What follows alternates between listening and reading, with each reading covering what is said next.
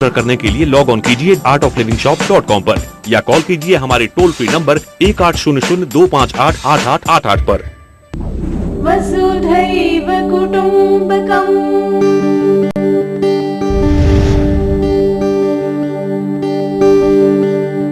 प्यारा प्यार का मार्ग हमारा, यहाँ हमारा लक्ष्य है। चलो एक साथ चलेंगे हम, वसुधैव कुटुम्बकम्। हे वसुधैव वसुधैव वसुधैव कुटुम्बकम्। एक ही ईश्वर एक ही ज्ञान, वसुधैव कुटुम्बकम्।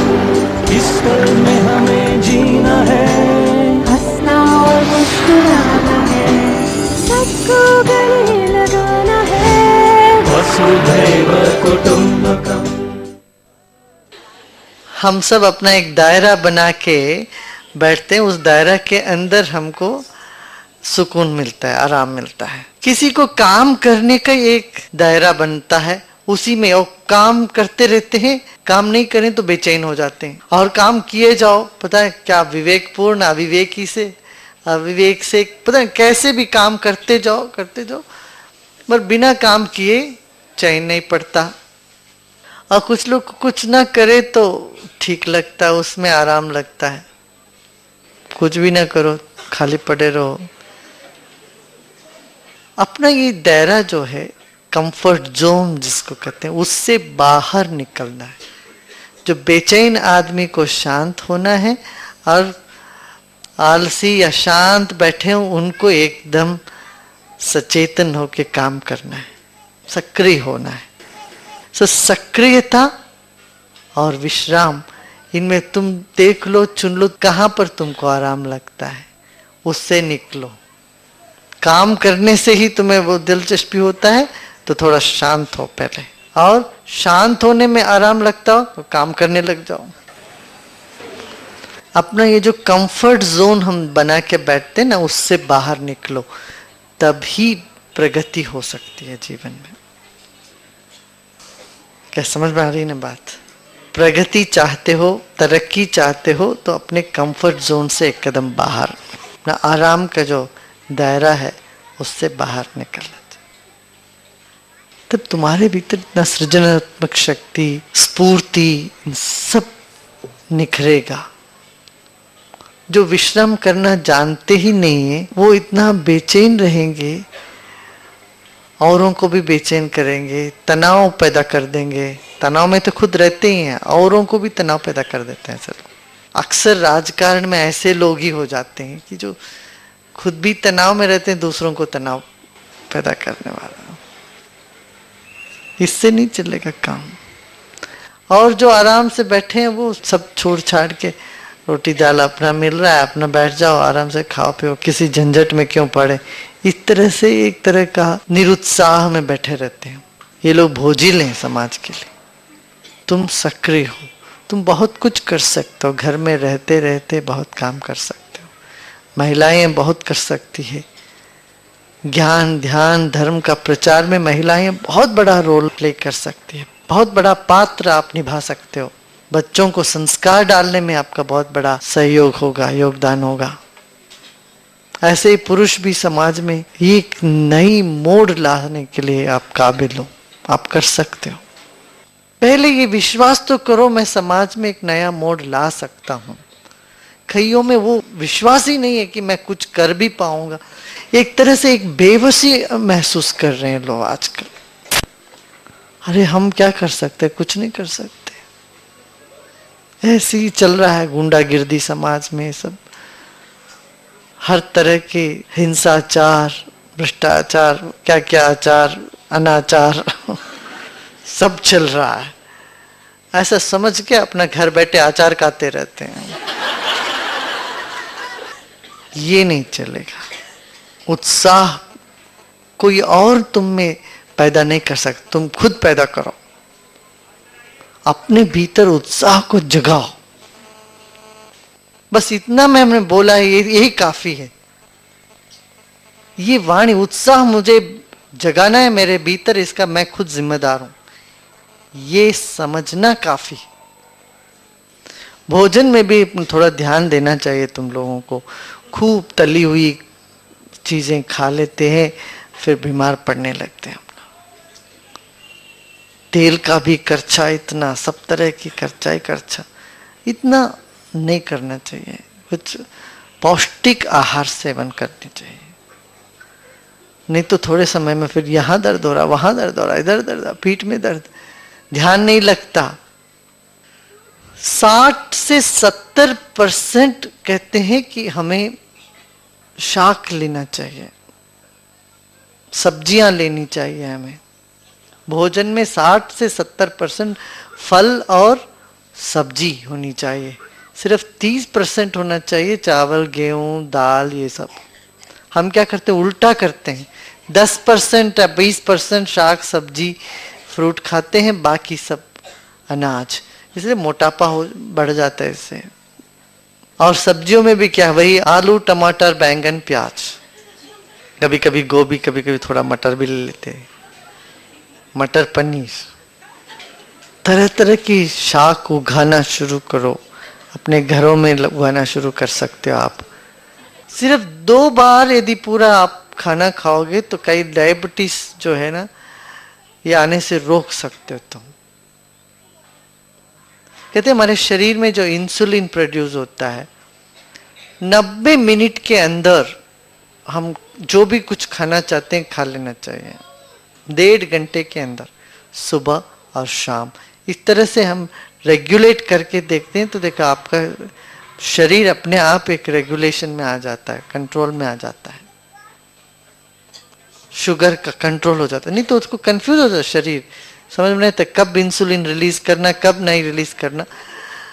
तो कभी कभी रिलीज कर देता, फिर वो इंसुलिन ब्लॉक हो जाते हैं सेल्स में, तब वो चीनी को ऑब्जर्व, वो फिर जो खाते हैं फिर वो चीनी शुगर, वो ब्लड में वो शुगर चलने लगता है, सेल्स अब्जॉर्ब नहीं कर पाते हैं उसको, एनर्जी को, फिर थकावट होने लगता है। फिर बीच में चाय, काफी कुछ नहीं, कुछ भी पीना हो तो वो 90 मिनट के टाइम पर ले लेना, सुबह एक टाइम, शाम को एक टाइम। ऐसे कुछ दिन करके तो देखना फिर तुम्हें कैसा लगता।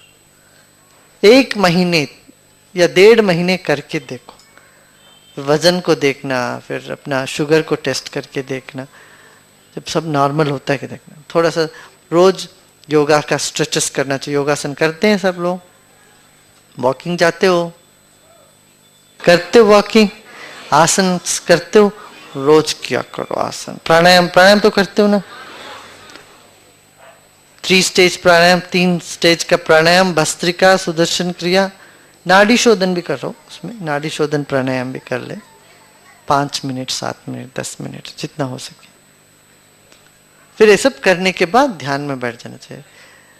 भस्त्रिका प्राणायाम करके उठ खड़े काम करने नहीं ठीक, भस्त्रिका प्राणायाम करने के बाद इधर विश्राम या शवासन में विश्राम करो, ध्यान करो, बैठ के ध्यान, मैं कुछ नहीं हूं, खाली हो जाऊं।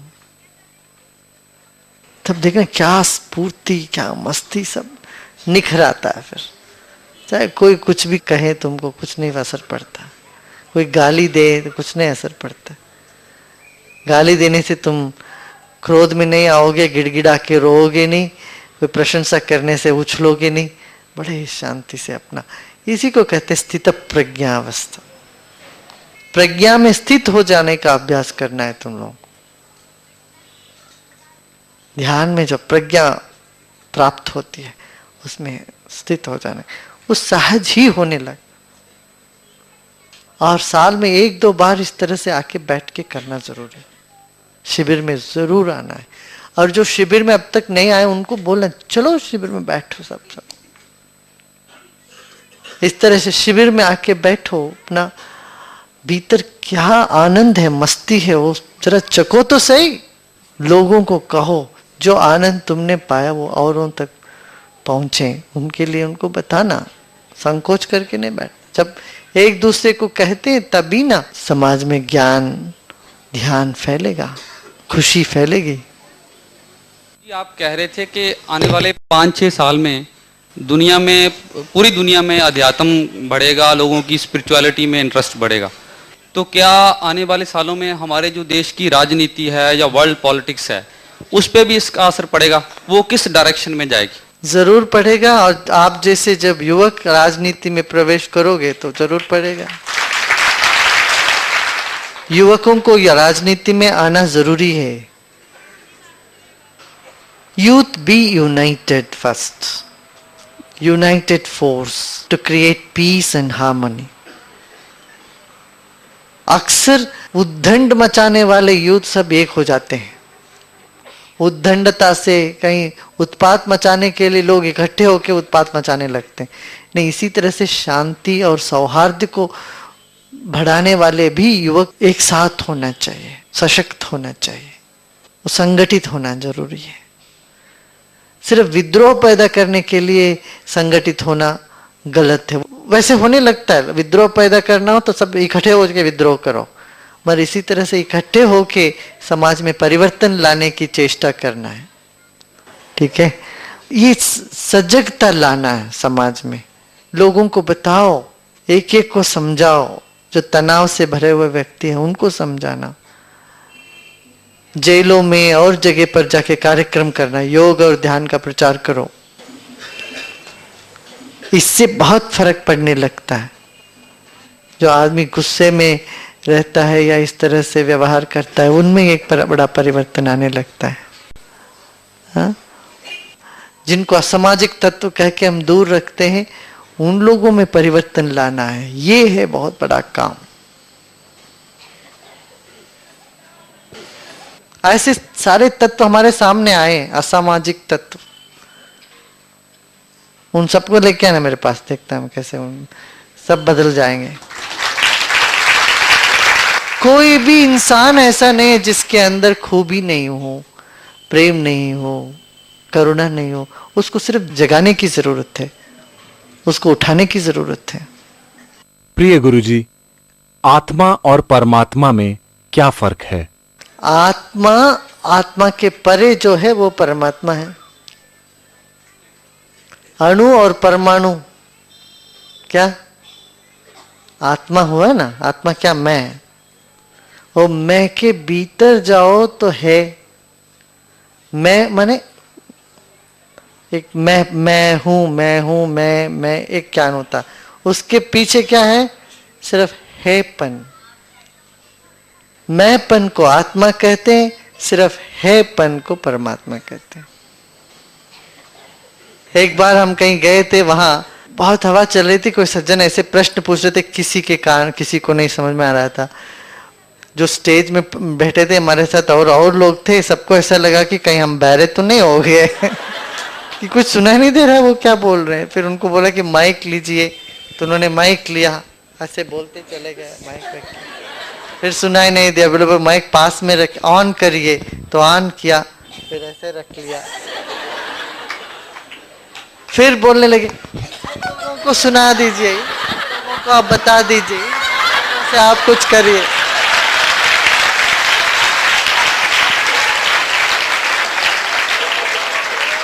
उसी माइक से लेकर लिखा कहते दिखा रहे हैं, सब लोगों को बताइए। यहाँ कश्मीर में आपकी बहुत जरूरी है, यहाँ कश्मीर में आपकी बहुत जरूरी है। भाई जरा होश में तो आ जाओ। हाथ में माइक पकड़े हो, वो काम भी कर रहा है, वो ऑन भी है कि नहीं, और ठीक से पकड़े कि नहीं, ये सब ठीक है ना?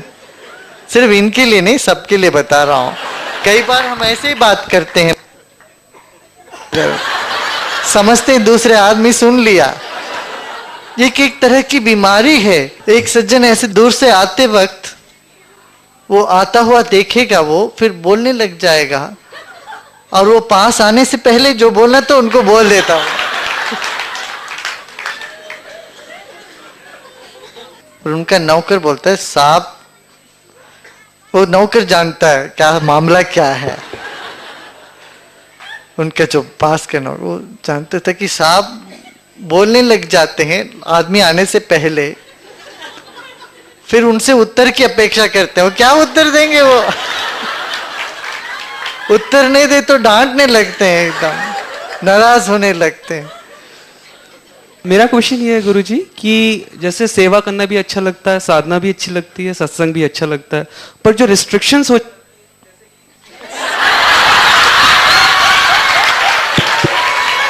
जो आप रिस्ट्रिक्शंस बता देते हैं वो कभी कभी जैसे हो नहीं पाती। जैसे अभी आपने कहा सॉफ्ट ड्रिंक्स नहीं लेना है, और कभी ले लिया तो फिर बहुत गिल्ट फीलिंग होने लगती है, फिर पूरा दिन खराब हो जाता है उसकी वजह से। तो इसमें मतलब फिर लगता है कि यार हो नहीं पाएगा अपने से और छोड़ दो, ये चीज़ बहुत मुश्किल है। तो इसमें इतनी गिल्ट फीलिंग हो जाती है कि ना इधर के रहे ना उधर के रहे, तो बीच में अटक जाते हैं। हाँ, तो इसका समाधान क्या, ये पूछ रहे हो? अच्छा, मैं समाधान बताऊं, वो नहीं फॉलो कर पाएंगे तो फिर गिल्ट होने लगेगा। तो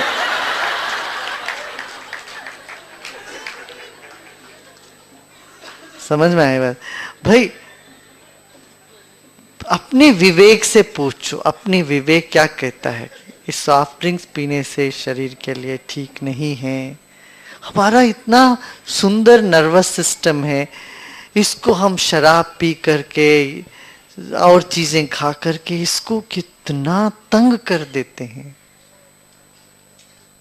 ये नर्वस सिस्टम को खराब करते हैं, जिसमें परमात्मा का प्रकाश हो सकता है उसको खराब कर देते हैं हम लोग। जिसमें ऐसी ज्ञान, ऐसा प्रकाश जिसमें निकल सकता है, इसको हम इतना तनाव से भर देते हैं। ये सोचने वाली बात है। अच्छा, कोई बात नहीं, कहीं चले गए, कभी एक आध बार पी लिया कुछ, क्या फैंटा, कोई कोको कोला, जो भी एक बार कभी पी लिया साल में, कोई बात नहीं, गिल्ट महसूस करने की जरूरत नहीं। मगर अपना जब तक हम अपने ऊपर एक रिस्ट्रिक्शन नहीं डालते हैं, एक बंधन नहीं डालते हैं, तो फिर तो मन तो जैसे बिल्कुल पागल घोड़े के जैसा है, फिर दौड़ता चला जाएगा उस दिशा में।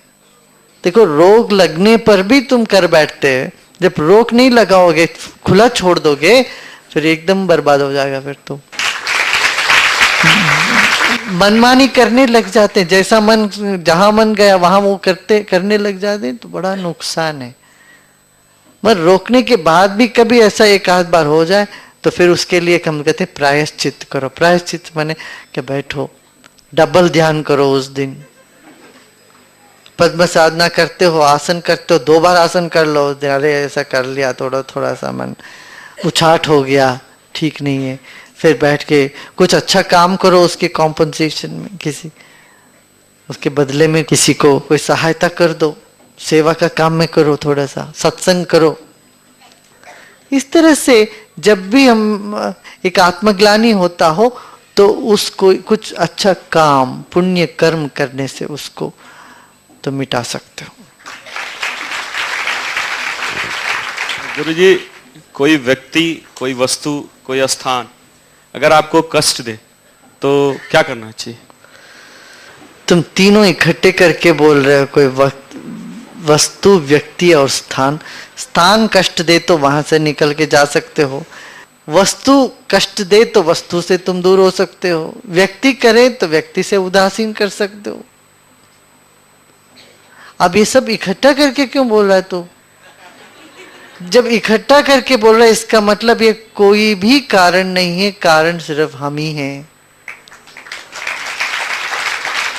हम बदले तो जग बदलने लगता है। हाँ, अपने भीतर झांक के देखो, मैं बदलूं तो फिर दुनिया बदलने लगती है। नहीं बदलती है, पीड़ा हो रही हो तो प्रार्थना करो।